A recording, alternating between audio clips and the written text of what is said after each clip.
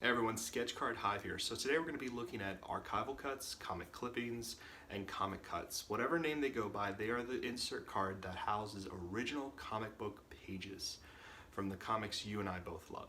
These inserts are super understated, and I wanted to talk about them today for the only reason that I kind of dig them. If I could collect them all, I would. I think they're done very well and they're super interesting. So they kind of look like this. They are a card that houses the original page from a comic book, and some more modern versions of this insert actually come with the writer or penciler or artist's signature on them, like in Marvel 80th or even the most modern set, X-Men Marvel Metal. So let's get into this. The first one is going to be Marvel Beginnings Series 1. Now if you're looking on the screen here, you're going to be able to see that this is from Jeff Alazer's House of Checklists. I've butchered that name, I'm so terribly sorry. But you can tell I'll put the link in the description below, hopefully I remember, but this is where a lot of the checklists are for Marvel cards, in case you didn't know. In this one, so we'll just scroll down, looking at the massive list. It's a massive set. It comes in 3 series, and it's just pretty much every character of all time in Marvel Comics is being featured in this set. But they came with many amazing inserts, and one of them happens to be the Marvel Archive. Now in this particular set, they're called the Ultimate Panel Focus Comic Cards. Pretty heavy name. They're 1 out of 288 packs, which is pretty crazy. And maybe these are hard numbered, or we just understand how many of each card there is. I'm not quite sure, but most of them range between 45 to 66 seems to be the highest, so it's pretty rare to come across these. So let's go ahead and take a look at eBay on some of them are on there, so you can see some examples of this set for the archival set. So right now we're looking at how the card is formed. We have this border, and it has all the comic books around it, The Amazing Spider-Man Volume 1, number 3.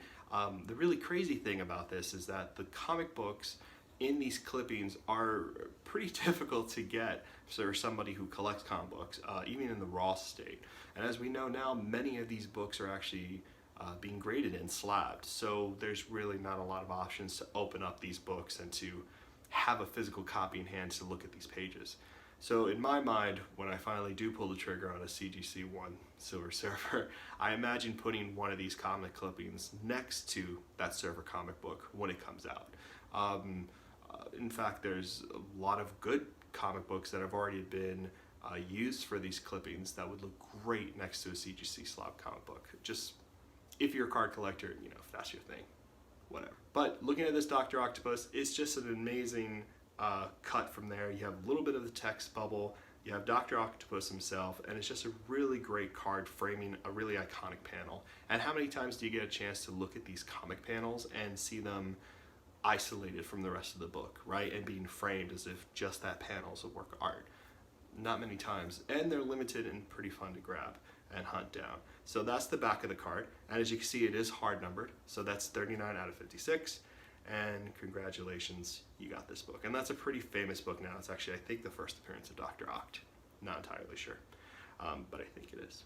But again, the other thing about these eBay listings, I do not know these people. Maybe I know one or two, but there was nothing pre-planned to sell their stuff. I'm seriously just showing you these inserts because eBay happens to be the place where I see a lot of examples of cards that I normally don't get to see, and this happens to be one of those cards. We can look at another one. This is a great one of Thor from the Avengers Volume 1, Issue 1, saying a iconic line, "And avenge it I shall." Just very cool. Very cool panel. Beautiful card. If you're a Thor fan, I just think it looks great. It's numbered out of 84, so a little bit more. This is Marvel Beginnings, probably like Series 2 or Series 3, because it went over 3 series. So there's comic cuts probably littered all through 3 series. So the level of rarity will change. But just a really cool looking card. And all of these are still pretty affordable, you know, in terms of what Marvel cards are going for and what cards are going for in general. But a lot of these are great. Make offers, try to find these things if you want. They're really cool to take a look at. So that was another example of that. This is another one with a Fantastic Four insignia out in the background. very cool text bubble being framed there. Just really great. Fantastic Four, Volume 1, Number 5, Issue 5. Crazy. Just crazy. Just crazy all these rare comic books having panel cuts put into them. Rare comic books being used to make these really unique cards. The other thing to remember too is that these comic books are really low grades. Covers ripped off. I mean, these things are a mess. And basically they're being salvaged for these cards to make these kind of inserts. In case you were wondering and worried about books being broken up and never to be found again. These are basically comic books that people were tossing into the trash. And you know, now they're framed in these really cool cards. So kind of cool. Let's keep going. So let's keep going and look at Marvel Dangerous Divas Series 2. This is 2014. If we're scrolling down here, we can see, oh, did I pass it? Maybe I did. Yes, Cut Archives is what it's called, and they're 1 out of 96 packs. These are all hard number 2. The range looks like it's between 20 to 50, maybe a little bit more. So again, still very limited. Anything out of 50 is a pretty limited number already. So, and these are fantastic and super understated, only because not a lot of people know that archival cuts came in, oh, this is a really good Loki from Marvel Beginnings, in case you're a Loki fan, just really cool. So they also did them sideways here, so you can see the kind of orientation for the card. And here's one of the Dangerous Divas. So there's She-Hulk. It's framed beautifully, has this great outline. The name of the character at the top, which some did and didn't do, and Divas was one of the ones that did, so makes it that much more rare. It's a beautiful actual card. And Dangerous Divas is a super understated series as well. This is 10 out of 27, and just clean, just very cool. Some of them are really awesome in position. I know it's a lot of She-Hulk. There's way better examples of this series all throughout eBay, so I would definitely take a look. There's Carol Danvers, just looking great. Miss Marvel, maybe just Mr. Marvel? I forget. And there, a beautiful portrait of Miss Marvel. Features her entire character. It's a great layout, good composition, pulled right from the comic books, and it is just a beautiful card.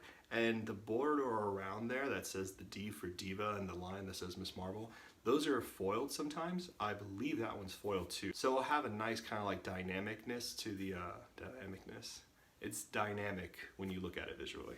Next, we got Marvel 75th Anniversary. Now, Marvel 75th Anniversary is in 2014, really, really great set.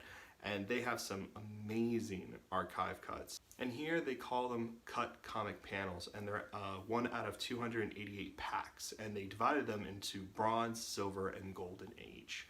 So what's really great about these is that there are some that are a little more broad in the sense of their edition size. So like there's 110 Captain America number 44, but some of these are actually archive box exclusives. And we'll talk about archive exclusives in another video when we get to the Rittenhouse stuff, and we're looking at the really great levels of rarity and chase that they included in their sets. Just really phenomenal stuff. But again, here's another example of a different archive cut. This one I personally like quite a bit because it has this foil around the edge and then Marvel, just simply Marvel at the bottom. I just think they look great. We're looking at a Human Torch now. Just a great panel, great composition, good pick. And there's an artistry to these that I think a lot of people don't realize is that, you know, when you're looking through a comic book and you're trying to fit something into a card, there's a couple of different decisions you can make, and I know for a fact these and some of the ones prior were made by someone who was a huge fan who worked at Upper Deck of Marvel comic cards, of comics in general, and I think a lot of them are just done well. And you can just tell that kind of passion is there through the decisions and some of the choices that were made for the set. Here's another one of Mysterio, which is just crazy cool. We got some other ones as well. We got this fantastic one of Scarlet Witch, which I can't tell you enough how cool this card looks. Well, I can, because it's right here. It's just a fantastic card, from the text bubbles to the position to the slight tilt of the actual original drawn piece. Just really nice. We look at the back, we can see Marvel Comics archive cuts, and we can see it says BA6. So these don't have a hard number on them, but they are limited, and it is known that there's not a lot of them. And on that particular side I showed you earlier, you can see the actual edition size of each one.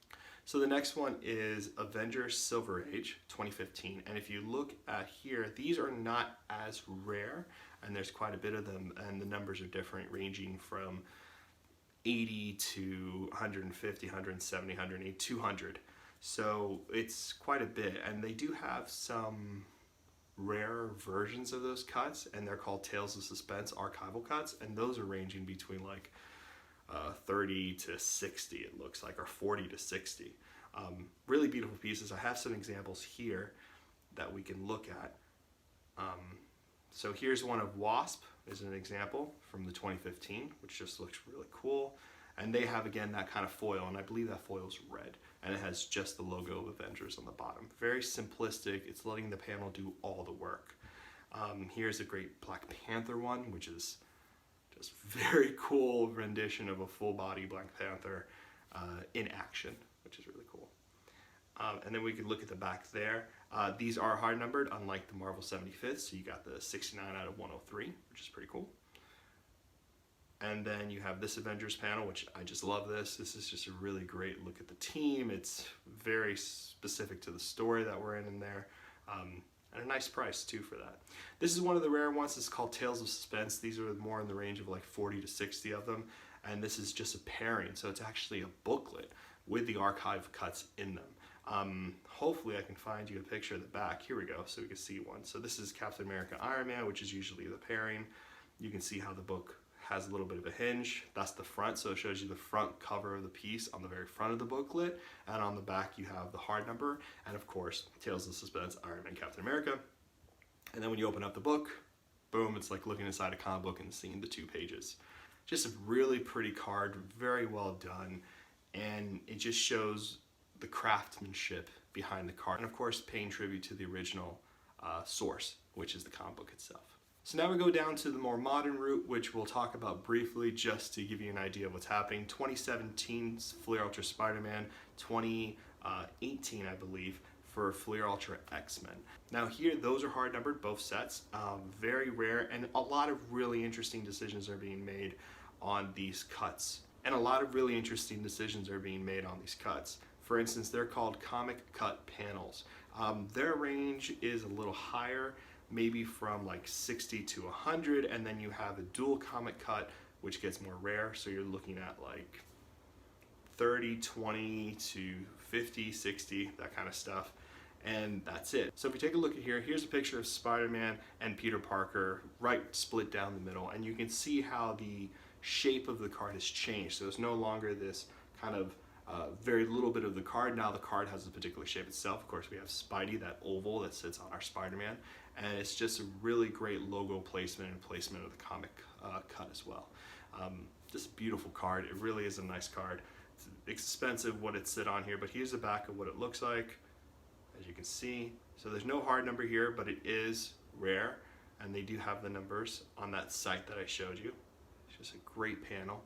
I think all these should just be hard numbered. I don't think it should be a guessing game. So here's another example of one where the logo is being used to house the comic clipping, which is really great. And then this is an example of the dual one. So instead of a booklet like we saw in the Avengers, the Tales of Suspense, we actually have Spidey's mask, and inside the eyes are the clippings themselves. I've seen really great renditions of this one and other ones that do this kind of housing of the 2 comic books.